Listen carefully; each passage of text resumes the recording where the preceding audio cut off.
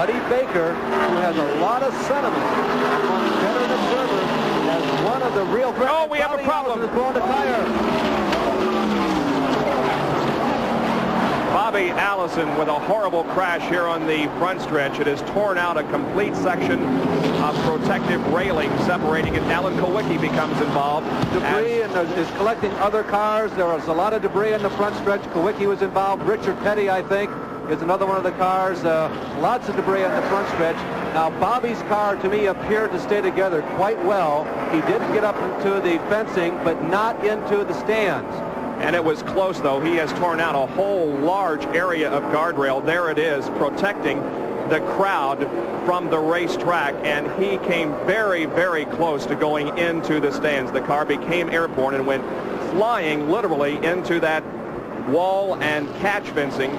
But fortunately, it did stay onto the racetrack.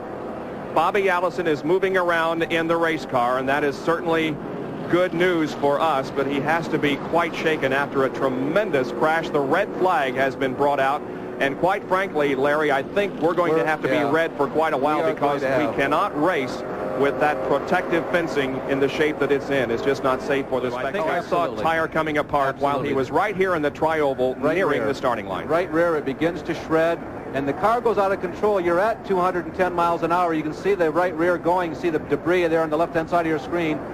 Earnhardt avoids Bobby. The car goes backwards. The aerodynamics get underneath the car, and Allison gets up into the fence. The aerodynamics lifted the car. They're not built to go backwards. Right underneath Harold Kinder. Harold, he stayed in there. Boy, I'll tell you, talk about a trooper. Kinder is right there. He's got the yellow flag out right away.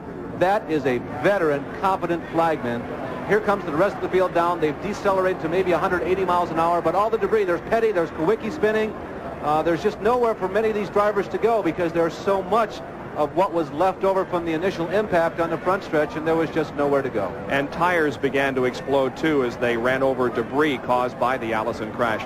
Well, it's very clearly have gone into the grandstand right below us here in the broadcast booth. There's a tire going. Here's another angle of it, and we'll just let you watch it because we've covered it well. There goes Darrell Waltrip going by without becoming involved in it, but as I said, as the cars came down now, they were running over the debris of the Allison car and tires were blowing, and therefore they became involved in the crash. There's Petty, Alan Kulwicki, Phil Parsons made contact with the Bobby Allison car. We understand that his brand new catch